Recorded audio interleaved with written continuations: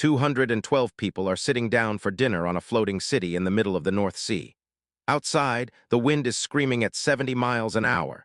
Inside, nobody is worried. This platform is called the safest rig in the world. It has never failed.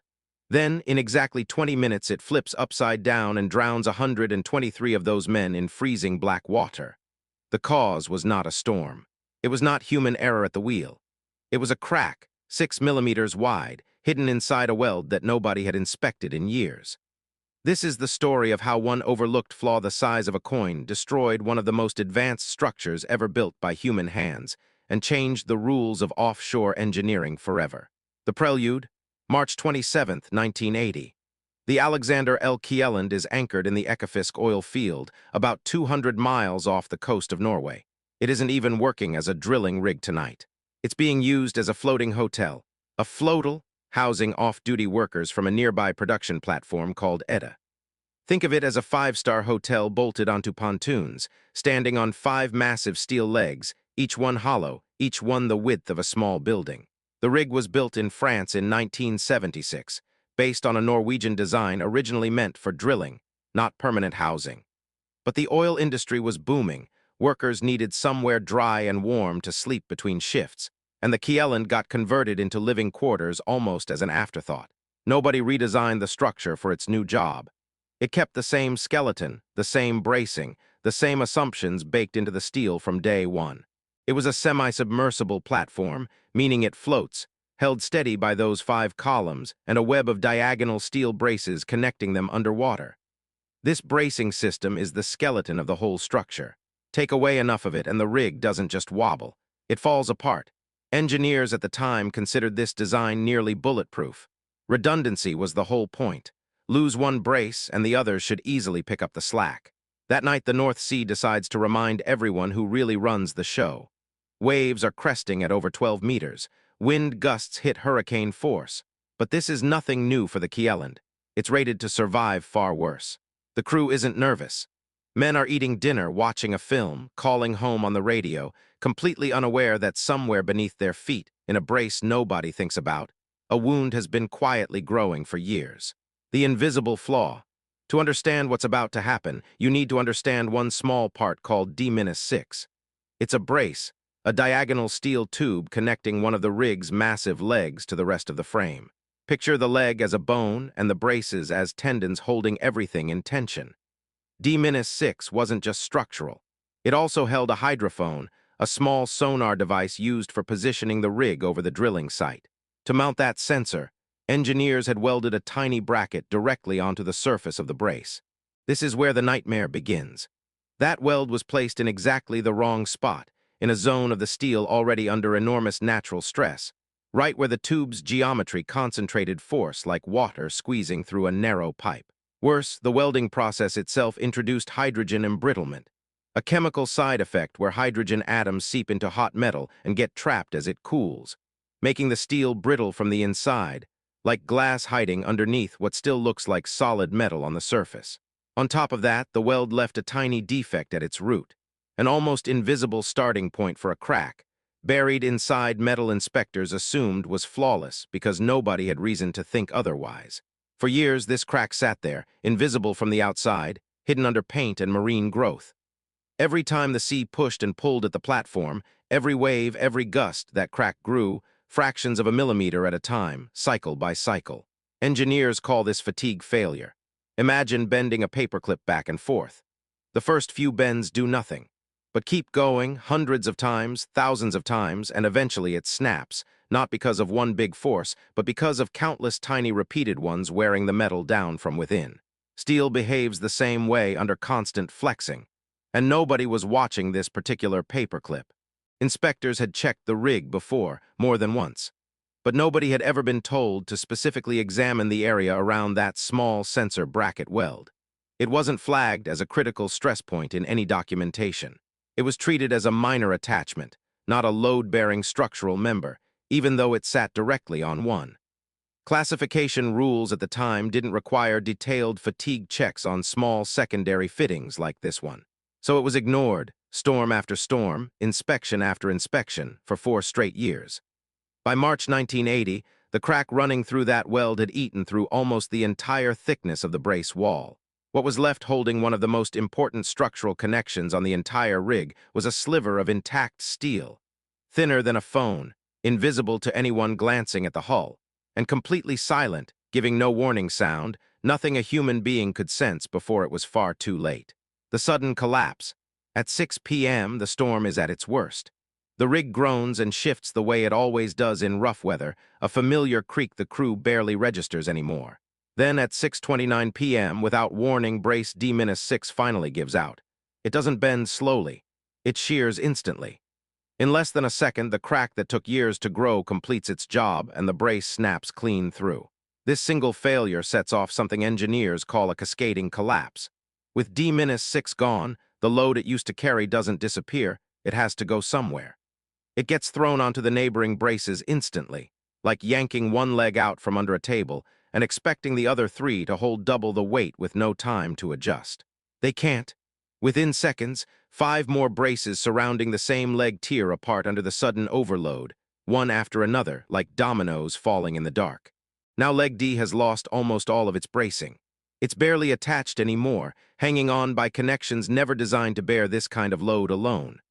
The platform, which just seconds earlier was riding out the storm like it had 100 times before, starts to tilt. Slowly at first, then faster, the angle steepening with every passing second. Inside, people feel the floor shift under them in a way it never has before. Furniture slides across rooms, glasses shatter. Someone yells that something is wrong. There's no drill for this exact scenario, because nobody who designed this rig imagined total structural failure could happen to it. Within minutes, leg D tears completely away from the rest of the platform, sinking on its own into the sea below. Without that leg, the structure loses its balance point entirely. The rig begins to roll, and once it starts, nothing on board can stop it.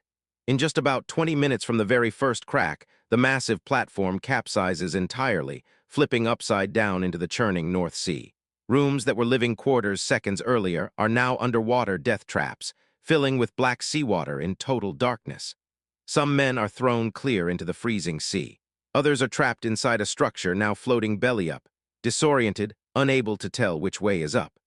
Lifeboats, mounted at angles never designed for an inverted platform, become almost impossible to launch, jammed against a hull that's now upside down. Rescue helicopters and nearby ships fight through the same brutal waves that started this disaster, trying to pull survivors from water cold enough to kill a healthy man in minutes.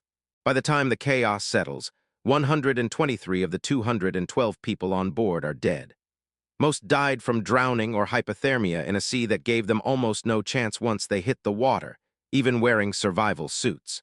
The rig, marketed as one of the safest platforms in the world, is now floating upside down like a dead whale. Proof of how fast total confidence can turn into total catastrophe when nobody is watching the right 6 millimeters of steel. The aftermath and investigation. In the days after, the Norwegian government launches one of the most detailed marine disaster investigations in the country's history. Divers and engineers comb through the freezing wreckage piece by piece, trying to understand how a rig this trusted simply fell apart in a storm it was rated to survive. What they find shocks everyone. It wasn't the storm. Storms this size were well within the platform's design limits. It wasn't overloading, and it wasn't poor maintenance in any broad sense. It came down to that one weld on brace D-6, holding a sensor bracket that should never have been placed directly onto a load-bearing structural member, let alone in a high-stress zone.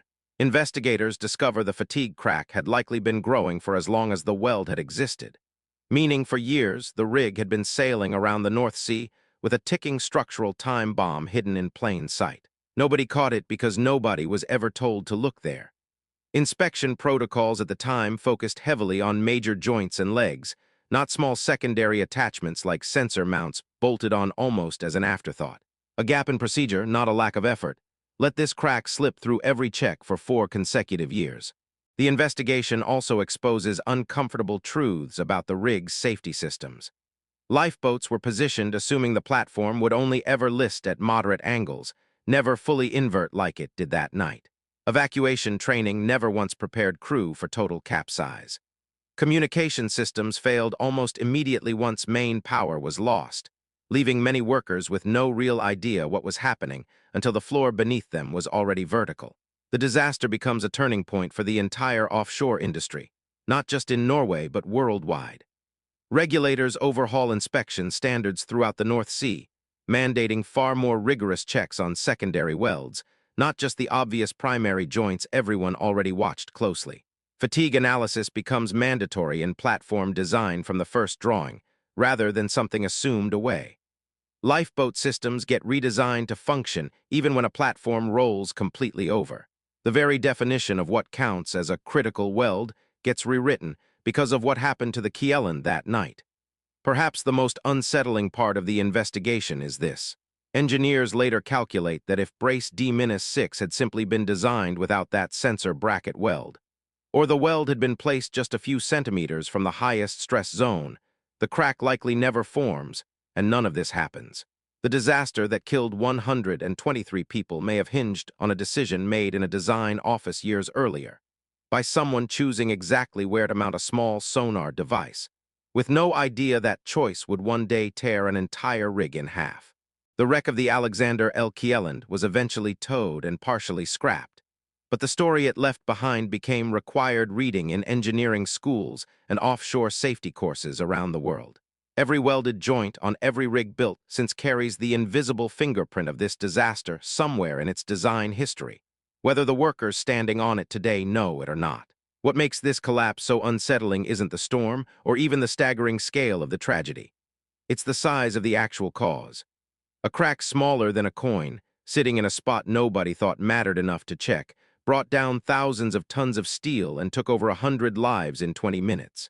It's a brutal reminder that in engineering, the biggest disasters rarely start with the biggest mistakes. They start with the smallest ones, the details everyone quietly agrees are too minor to worry about, right up until the moment they aren't, and by then it's already too late. If stories like this pull you in, the ones where a single overlooked detail brings down something built to be unbreakable, subscribe for more deep dives into dark engineering disasters and the hidden failures behind them.